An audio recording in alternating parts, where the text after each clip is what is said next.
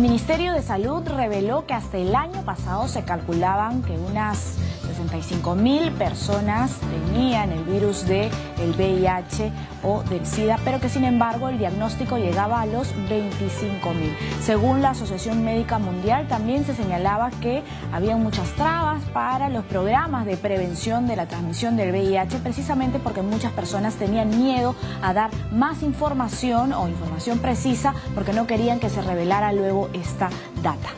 Hoy nos preguntamos en este contexto, en debate y diálogo, si se debería revelar en algunas circunstancias que un paciente tiene VIH o SIDA a su entorno más cercano. ¿Usted qué opina? Escríbanos a @DID7.3 o también a nuestra página en Facebook. Soy Violeta Reaño, bienvenidos a Debate y Diálogo.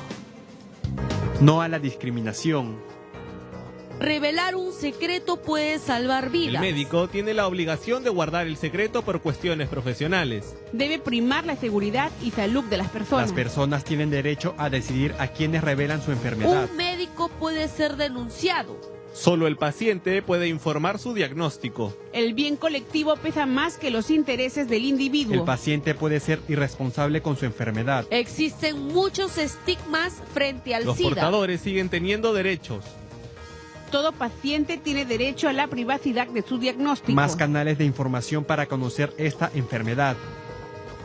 ¿Debería revelarse el diagnóstico de un paciente con VIH-Sida a su entorno más cercano? Bienvenidos a Debate y Diálogo. En esta edición del programa queremos conversar sobre el secreto profesional y si se debería revelar este diagnóstico de un paciente con VIH o con SIDA, sobre todo al entorno más cercano, o en qué circunstancias se podría hacer. Hemos invitado para conversar sobre este tema a Marlon Castillo, vocero de la organización SIDA Vida, y también nos acompaña Carlos Almonacid Flores, comisionado de la Adjuntía para la Administración Estatal de la Defensoría del Pueblo. Bienvenidos a Debate y Diálogo. Como primera pregunta y un poco para enmarcar el tema del cual vamos a hablar el día de hoy, me gustaría saber qué es el secreto profesional para que todos tengamos claro ese concepto. Marlon Castillo, Carlos Almonacid. Empezamos con Carlos Almonacid. Bueno, el secreto profesional está definido como la obligación que tienen los profesionales, y en este caso particular los profesionales de salud, de guardar información relativa a la intimidad de la persona. En este caso particular, vinculada al tema de salud y concretamente el tema de VIH y SIDA. Existe esta obligación porque precisamente el diagnóstico, la información sobre la salud de una persona tiene el carácter de privado, está vinculado a la intimidad de la persona, tiene un carácter reservado. Entonces, como consecuencia de este derecho que tiene toda persona de mantener en reserva su diagnóstico, existe la obligación del profesional de la salud a través de del secreto profesional de no revelar o no divulgar esta información. Eso, digamos, de manera sencilla se podría entender por el secreto profesional, como una obligación para salvaguardar el derecho a la intimidad de la persona. Hay un compromiso ético y también, digamos que hay un compromiso legal, ¿no?, de parte de los trabajadores de salud para con el paciente y para no comentar lo que sea, digamos, la información que se ha entregado, este conocimiento de algo que ha sido confiado en secreto, ¿no? Porque, bueno, vamos a partir de esto, este es el secreto profesional. ¿Alguna circunstancia especial existe que se anteponga a este juramento hipocrático? Marlon Castillo. Bueno, existe la ley 26C26, la ley contra SIDA, que desde el año 96 establece de que las pruebas del diagnóstico son primero voluntarias y los resultados de los mismos son confidenciales. Depende de la persona que ha recibido el diagnóstico VIH positivo si lo comenta o no. ¿En qué partes es donde se puede divulgar el diagnóstico según marca el reglamento de la norma? Es cuando un juez solicita el resultado de esta prueba para ver un tema judicial o penal, porque también se establecen estas normas que podría ser causal de algún delito el hecho de transmitir el VIH de manera dolosa a otra persona, ¿no? Tenemos el caso, por ejemplo, reciente de Ariel Bracamonte, que habría contagiado a su expareja, a su ex esposo en Estados Unidos, y que él ya tenía conocimiento desde antes que se haya iniciado esta relación. En este sentido, en el ámbito legal, ¿tendría él una sanción por ejemplo, por no haber revelado esta información con su pareja? Hay varios supuestos que se tienen que discutir ahí. Lo primero es el tema de reserva, que tiene derecho toda persona. Otro aspecto que hay que diferenciar es el tema de la penalización de la transmisión que eventualmente se podría dar. Y el otro es cómo enfrentamos finalmente el tema de la prevención de salud pública frente al tema de VIH. En el tema de la penalización siempre hay que tratar las cosas con sumo cuidado. El caso se ha presentado en Estados Unidos, donde tiene una regulación bastante diferente y que, digamos, no es la que se rige a nivel internacional, porque existen recomendaciones de parte de Naciones Unidas donde recomiendan que la penalización solamente debe estar en supuestos concretos de conocimiento previo de la enfermedad, de conciencia de la enfermedad y también de dolo en la transmisión. Solamente en esos supuestos debería buscarse como una fórmula penal que pueda penalizar este tipo de conductas. Y además, lo que recomienda Naciones Unidas es de que no se debe penalizar el tema de la transmisión de VIH como una regulación específica por el tema de la enfermedad, sino una regulación general. Antes de continuar explicando este tema, ¿qué opina al respecto Marlon Castillo? Bueno, estamos de acuerdo que primero, cuando existen relaciones sexuales consentidas, no ha habido, digamos, ningún tema de violencia sexual o digamos, dolo frente a poder transmitir a sabiendas, ¿no?, de la transmisión del VIH. Para nosotros no debería criminalizarse, ¿no?, esta condición. El 2013 el congresista Johnny Cárdenas presentó una propuesta de ley para modificar el Código Penal e incluir esta especie de criminalización. El mismo Ministerio de Salud y el Ministerio de Justicia se pronunciaron públicamente manifestando que estaban en contra de esta situación debido a que no se debería penalizar, porque si no podríamos penalizar la transmisión de TBC, la transmisión de otro tipo de condiciones que no se ajustan, digamos, a un reglamento. Lo que se necesita es tener una mejor educación sexual, tener mejor información, tener mayor prevención para que todas las personas que vayan a tener una relación sexual estén protegidas y conozcan de los riesgos que se pueden tener cuando uno mantiene una relación sexual con otra persona, ¿no? Claro, pero ambos deberían de tener conocimiento de esta situación. Así es, ambos deberían tener conocimiento de los cuidados y la protección que se deben tener cuando uno inicia una relación sexual, ya sea ocasional o con tu pareja. Para eso existe la comunicación, la confianza, ¿no? Otros son los motivos, por ejemplo, cuando existiría o existe, digamos, un acto de violencia sexual, ¿no? Agresión, ese es otro caso. Allí yo creo que la Constitución misma y el mismo Código Penal establecen sanciones y se puede judicializar estos casos, ¿no? Vamos a dejar entonces que Carlos Almonacid siga explayándose sobre estos puntos, ¿no? Porque nos habla de estas recomendaciones de las Naciones Unidas, en qué casos valga la redundancia, en qué casos se podría dar esta información a terceros. Bueno, en el tema de la transmisión, la regla general es que toda información vinculada al diagnóstico, a cualquier diagnóstico, no solamente el tema de VIH, sino cualquier otra enfermedad, tiene el carácter de reservado.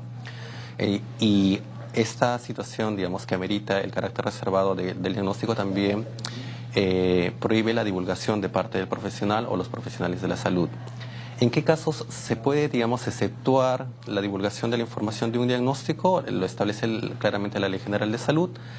Lo establece, por ejemplo, para el tema de auditorías, para casos donde la enfermedad es de notificación obligatoria, como puede ser precisamente el tema de VIH. Un profesional puede detectar o diagnosticar a una persona con VIH y tiene que notificarlo. Pero siempre se tiene que guardar las reservas del caso para evitar todo tipo de divulgación.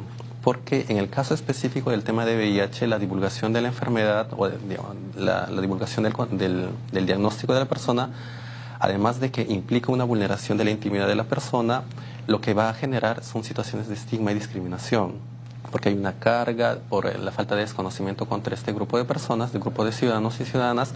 Entonces es por eso que tiene una protección reforzada el tema del diagnóstico o el tema del diagnóstico de las personas.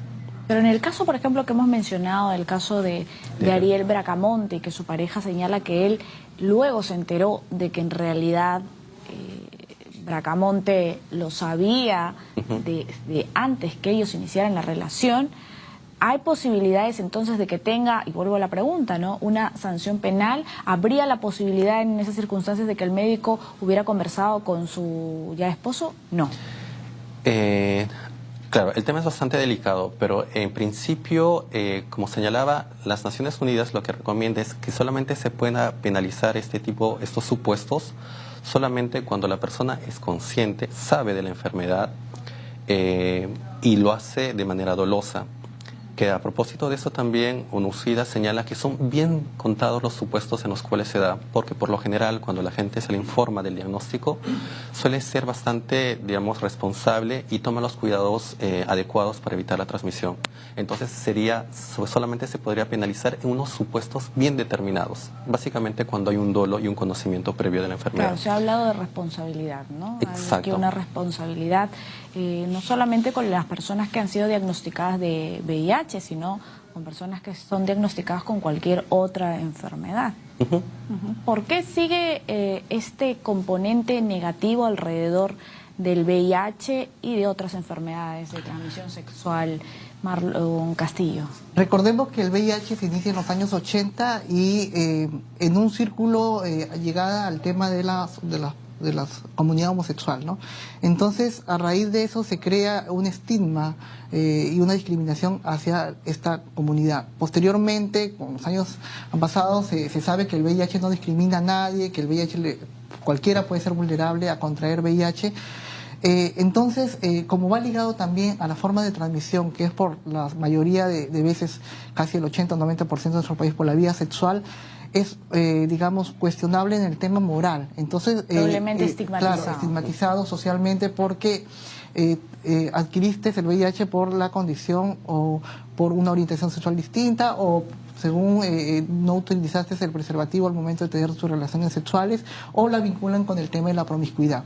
Pero esos son estigmas también que le ponen a las personas viviendo con VIH, que no siempre es así. Hay muchas mujeres monógamas que han adquirido la infección por VIH con un único esposo que de repente no tuvo la precaución y por allí contrajo el VIH y lo llevó a su hogar, ¿no? Aquí se dan mucho estos casos, ¿no? Y sin embargo no están ni penalizados ni tampoco hay procesos judiciales, ¿no? Precisamente porque nuestra legislación no tenemos, digamos, una ley específica que haga este tema de criminalizar, ¿no? Y está bien, porque consideramos que, como lo dicen las recomendaciones de UNOUSIDA, el hecho de criminalizar el VIH nos quita una barrera. ¿Cuántas personas en nuestro país deben hacerse la prueba y saber de su estado serológico? Sin embargo, el hecho de criminalizar va a traer miedo a las personas, ¿no? No me hago la prueba porque si no vaya a pensar de que lo tengo y después me vayan a procesar. Entonces, es bien complejo tratar este tema delicado también. Tenemos que cubrir con el tema del VIH, información, comunicación, prevención, también una buena educación en los colegios que no se está teniendo, ¿no? Carlos Almonacid, ¿saben los ciudadanos de nuestro país, ¿no?, de nuestra capital y del mundo, las formas de contagio del VIH? Bueno, es difícil señalar hasta qué punto.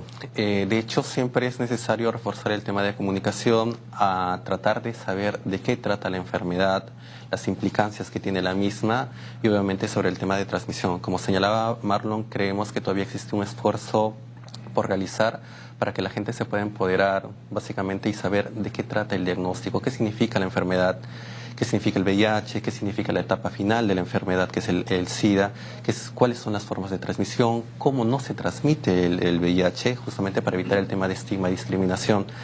Nosotros creemos de que sí todavía existen esfuerzos para que la población se pueda empoderar y tener conocimiento sobre este tema, ¿no? Cambiando un poquito la pregunta, Marlon Castillo, ¿cómo no se transmite el VIH? ¿Cómo no se transmite el VIH? A través de besos, a través de dar la mano, a través de usar, digamos, una misma prenda de vestir con otra persona, utilizar los mismos baños, el mismo cubierto, a través del sudor, una picadura de insecto, me pica un zancudo, yo tengo VIH, le pica a la otra persona, no le va a transmitir el VIH. Y otras formas, no, las únicas formas, o la forma de transmisión del VIH es por la vía sanguínea, que es a través de transfusiones de sangre o o también con objetos punzocortantes.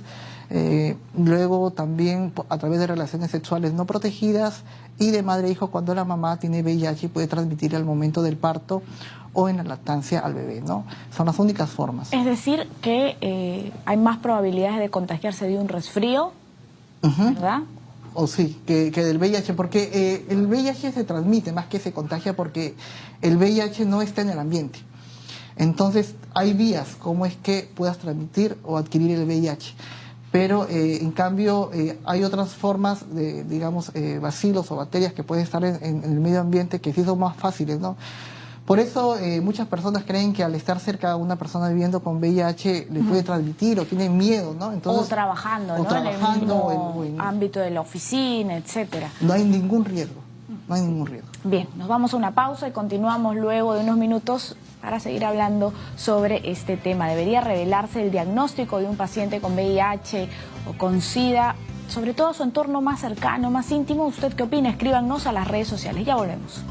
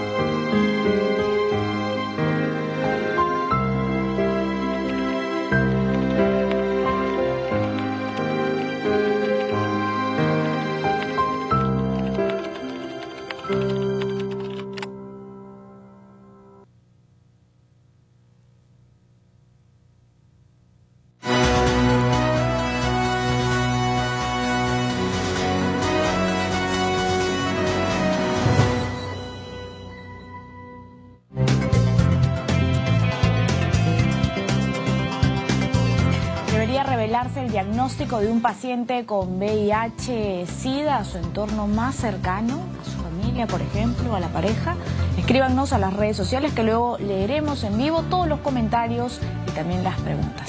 Bien, hoy nos acompaña Marlon Castillo, él es vocero de la organización SIDA Vida, y Carlos Almonacid, comisionado de la Adjuntía para la Administración Estatal de la Defensoría del Pueblo. Antes de continuar en este bloque con nuestro diálogo, nuestro debate y esta conversación, vamos a presentar un breve informe sobre este tema. Adelante. El Ministerio de Salud reveló que hasta el año pasado se calculaban unas 65.000 personas portadoras del VIH en el Perú.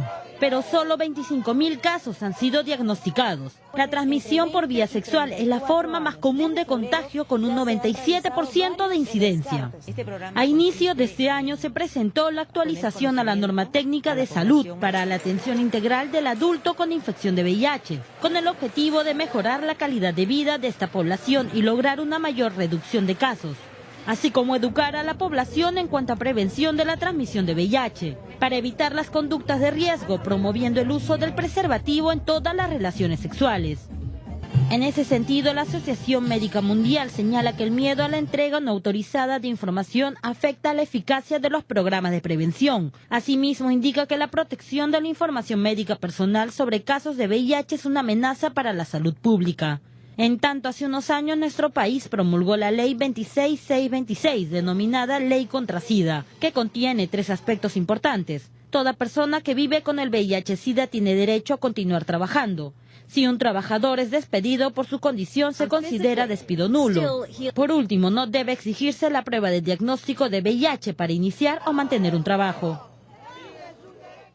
En relación con el trabajo, a partir de lo que acabamos de escuchar en este informe, esta ley contra SIDA señala que toda persona que vive con el VIH o con el SIDA tiene derecho a continuar trabajando. Si un trabajador además es despedido por esta condición, se considera un despido nulo.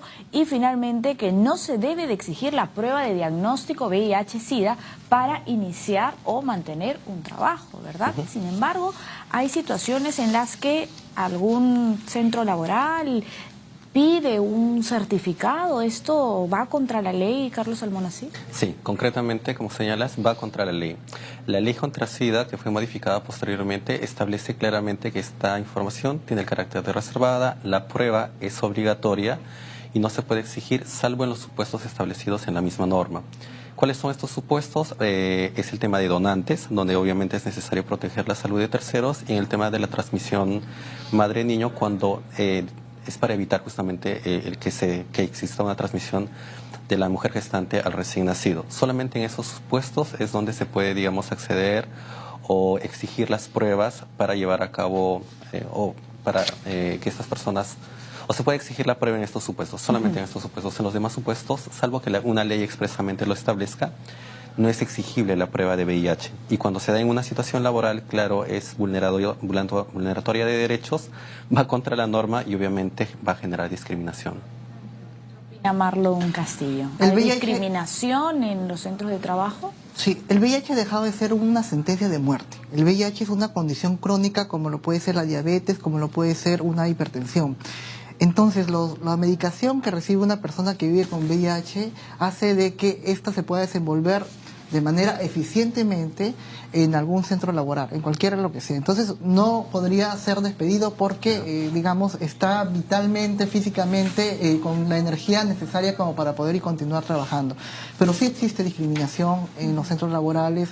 Conozco de casos que personas han enterado, sus empleadores han enterado que tenían VIH por terceros y o han sido rescindidos sus contratos porque de repente tenían contrato limitado y ya no los volvieron a contratar, o en otros casos pues les cambiaron de puesto, los cambiaron de lugar, ¿no? Pero para eso está el Ministerio de Trabajo, que debe, digamos, hacer un seguimiento y monitoreo de todos estos casos para que no se vulneren estos derechos, ¿no? Porque no existe ningún impedimento para que una persona pueda ejercer su derecho al trabajo, ¿no?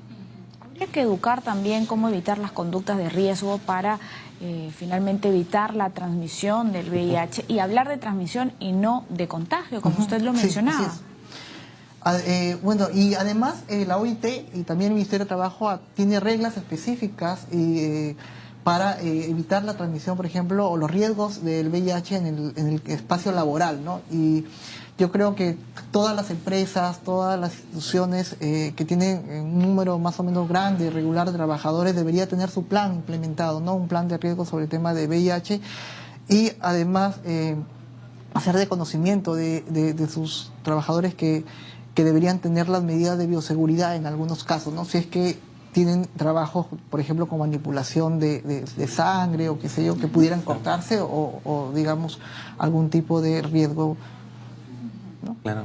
Carlos Almonacid, ¿algún apunte sobre este Sí, ahí es aspecto? importante señalar que, en algunos casos también se da situaciones donde el personal de salud quiere o pretende exigir equipamiento especial para la protección de VIH.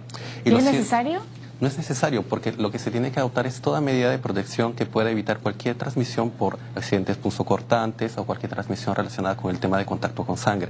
O sea, no es que tenga que haber una indicación específica para el tema de VIH, sino para cualquier otro tipo de algún accidente laboral que pueda existir de parte del personal de salud. Entonces, eso también debería dejarse claro pensando en las atenciones que reciben los usuarios, ¿no? Voy a comentarles un caso que se dio el año pasado en Rumanía, que seguramente ustedes lo conocerán, ¿verdad? Un médico quiso hacer público el diagnóstico de uno de sus pacientes cuando él mantuvo una relación sentimental con su hija. Luego falleció este joven, el joven padecía o tenía el VIH, y luego pues él había tenido muchas novias, muchas jovencitas.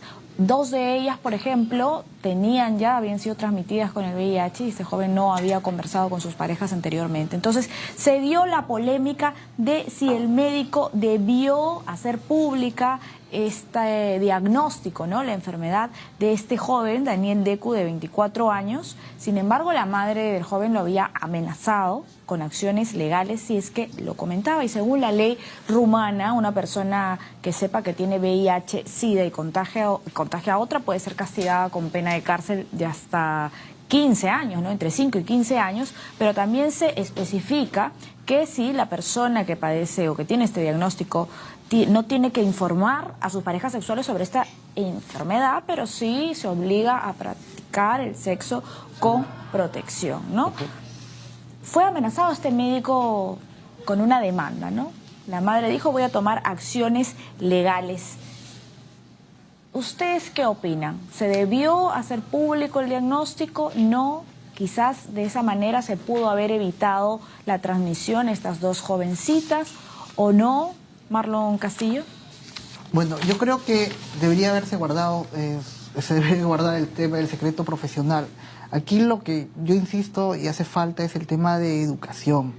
Las personas que viven con VIH tienen que tener toda la información respecto a su condición de salud que tienen.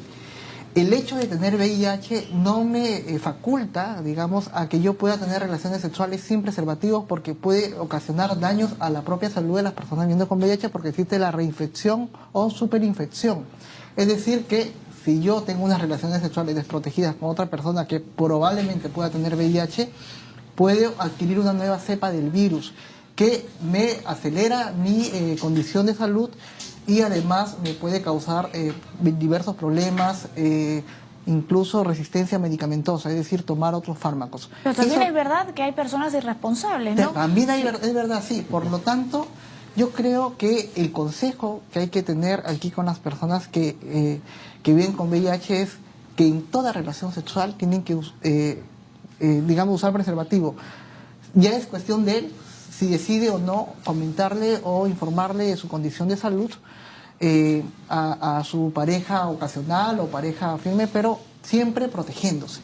Porque no solamente está protegiendo a la otra persona, sino se está protegiendo a sí mismo de no caer en mayor situación de vulnerabilidad frente a su salud.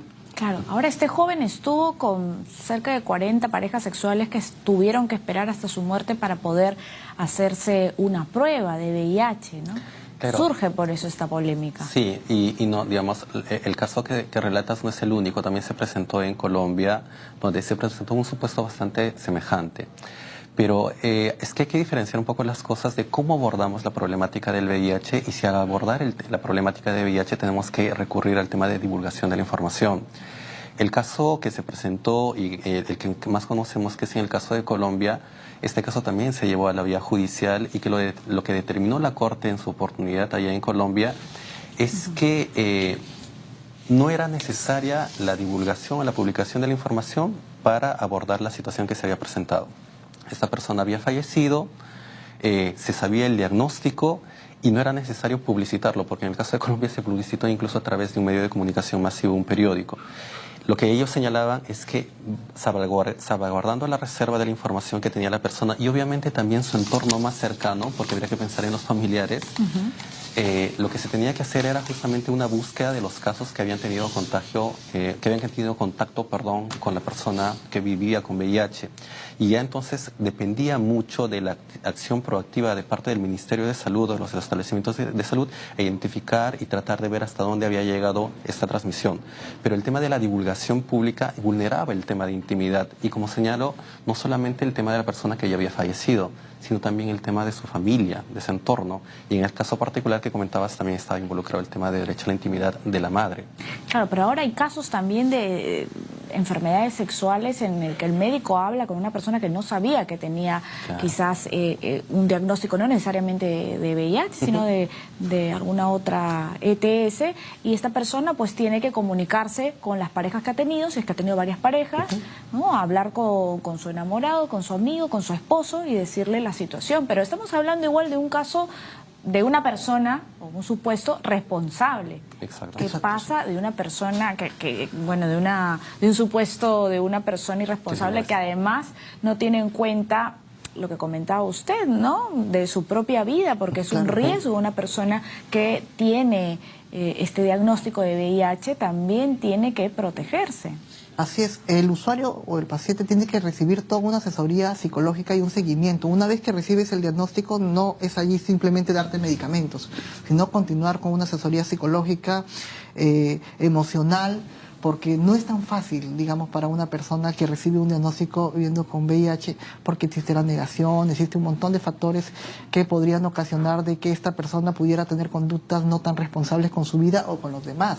Entonces, allí yo creo que nuevamente insisto con el tema de la educación, la información, para hacer de que tomen conciencia y no, digamos, se caiga a estos niveles, porque es mejor que se pueda, digamos, cuidar y proteger con un preservativo, tener sexo seguro, antes que caer en lo otro, ¿no?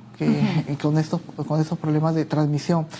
Y además, si yo he tenido relaciones sexuales y luego de tenerlas, no conocía de mi situación, después me entero que tengo VIH, creo que lo más justo sería comunicarle a las otras personas para que de una u otra manera se prevengan, se hagan la prueba y de una vez, si lo tienen o no lo tienen, comiencen a recibir su tratamiento, ¿no?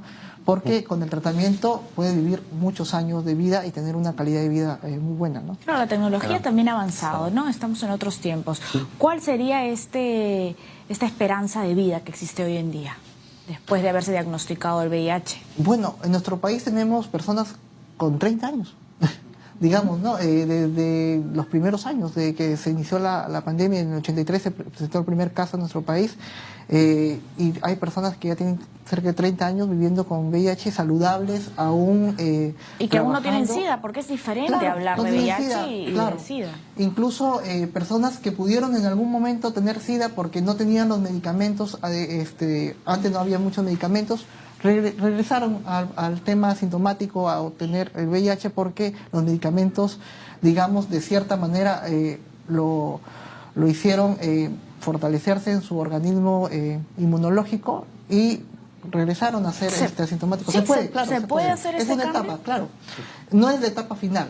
El SIDA es cuando tú presentas cierta sintomatología que te indica que estás en etapa SIDA, pero puede regresar a la parte sintomática. ¿Qué quiere decir encontrarse en una etapa SIDA? Con, por ejemplo, algunas condiciones, por ejemplo, enfermedades oportunistas que te dé una coinfección, no solamente VIH, sino TBC o una tuberculosis o un tema de sarcoma, que es un cáncer a la piel, y luego con la medicación, con los tratamientos, poder regresar, ¿no? Las diarreas frecuentes que te puede dar, ¿no? Por eso se le recomienda a las personas, digamos, el diagnóstico temprano. Eso ayuda bastante a poder, digamos, medicarse de manera mucho más rápida y poder tener una vida saludable, ¿no? ¿Y qué dice la legislación peruana con respecto, bueno, a los supuestos de los cuales hemos estado conversando? ¿Qué pasa si alguien me contagia, por ejemplo, ¿no? Un novio le contagia a la novia, el esposo o la esposa al esposo o los amigos. porque sabían el diagnóstico y no lo habían compartido con esta familia cercana, en el caso de los esposos, o con la pareja, ¿no? Que sigue siendo este entorno íntimo. Claro, y por eso creo que puedo también responder a tu pregunta señalando que la obligación que existe de comunicar es una obligación moral, y claro que se puede resumir básicamente a la pareja, que es quien eventualmente se podría, digamos, con quien se podría realizar la transmisión. ¿Qué dice la legislación? Bueno, dejando claro primero que la generalidad es que no existe una transmisión consciente, dolosa, son las excepciones, son los menos casos que se han reportado a nivel mundial y también son pocos los procesos que se han llevado a cabo por este supuesto. ¿Qué dice la legislación? Bueno, el Código Penal habla de 3 supuestos, habla del delito de lesiones, que justamente es el que se pretendió modificar el 2013, donde se intentó a poner un agravante relacionado al tema de VIH. Claro, porque a lo mejor no hay esa intención, pero al no haber compartido esa información, quizás con el esposo, porque no ha querido que esa relación se rompa, no ha querido perturbar al esposo, qué sé yo, no es que haya tenido la intención de la transmisión, sin embargo, ha guardado esa información. Claro, ahí es importante lo que señala Marlon, de que cuando una persona recibe el diagnóstico que tiene, además debe recibir una asesoría que pueda comprender cuáles son las vías de transmisión, pueda comprender qué implica la enfermedad, y es ahí cuando se le da una responsabilidad mayor.